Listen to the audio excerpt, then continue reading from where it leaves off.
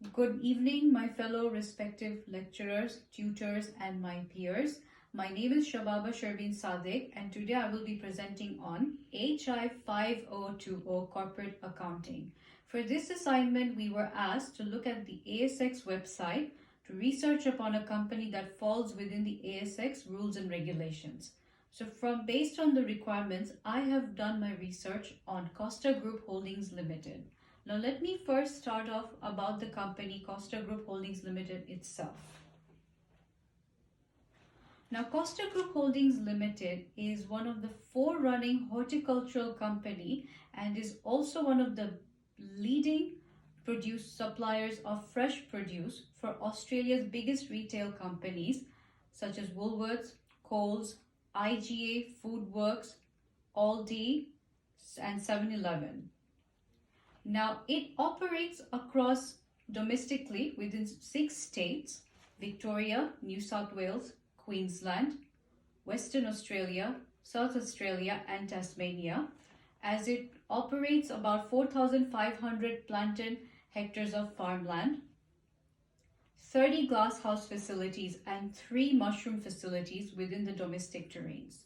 Now, internationally, it operates within 2 countries, Morocco and China, for its blueberry facility plantation.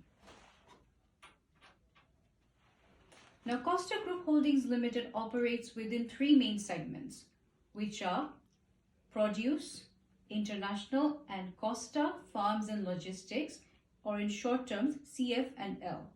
Now, in terms of revenue for the company, the produce constitutes of the biggest sector for its revenue, generating about 79% for the company, followed by international, which constitutes 13% for the company's revenue, and lastly, Costa Farms and Logistics brings in about 8% of the revenue for the company. Now, for this assignment, we were asked to have an in-depth knowledge of accounting for income taxes. So based on my report on Costa Group Holdings Limited, I have done my in-depth knowledge on accounting for income taxes. So let me first start off with accounting profit. Now, accounting profit, in simple terms, if we deduct the accounting income from the accounting expenses, we get the accounting profit, which is the profit for a period which is deducted from the tax expenses. In simple terms, under GAAP, it is the firm's revenue it is simply the net profit which is deducted from the firm's revenue from its explicit cost, which can be denoted as the raw materials, production cost, and labor cost.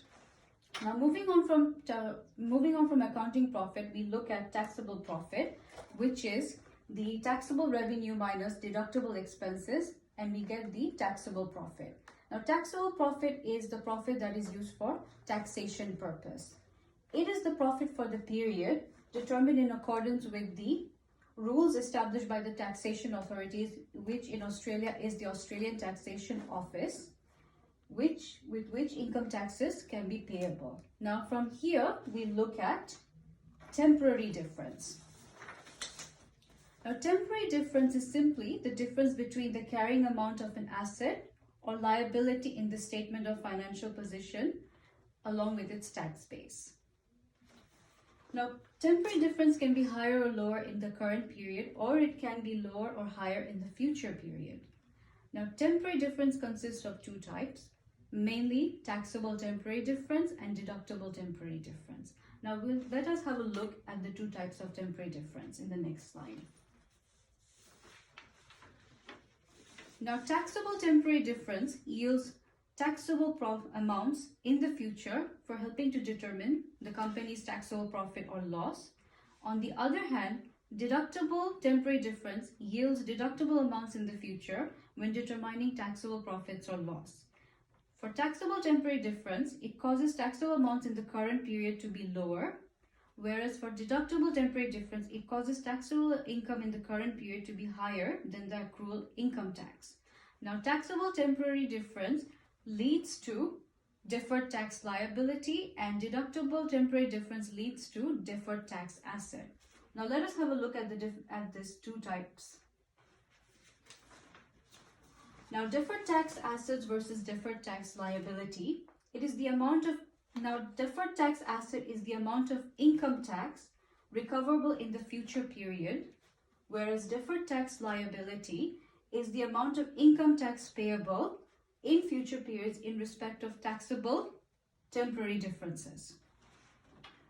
Now, in order to be defined as a deferred tax asset or deferred tax liability, for it to be under the recognition criteria, it must abide to the AASB, or in other words, the Australian Accounting Standard Board number 12. For deferred tax asset, it must recognize deductible temporary difference, that taxable profit is available against which the deductible temporary difference can be utilized. And for tax liability, it must recognize all taxable temporary difference which are subjected to some stipulated expectations.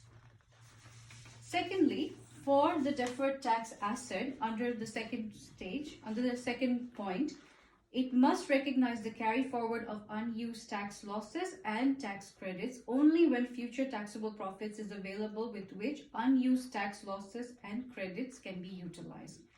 And for deferred tax liability, it must recognize the taxable temporary difference between the tax base of an asset.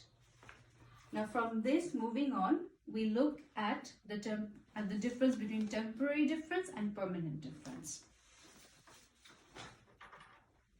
Now, temporary difference can be denoted as the differences between pre-tax book income and taxable income that will eventually reverse the thing or reverse itself or be eliminated, whereas for permanent difference, it is the difference between tax expense and its tax payable of an item that does not reverse on its own over time. So therefore, I would like to conclude my presentation. Thank you very much.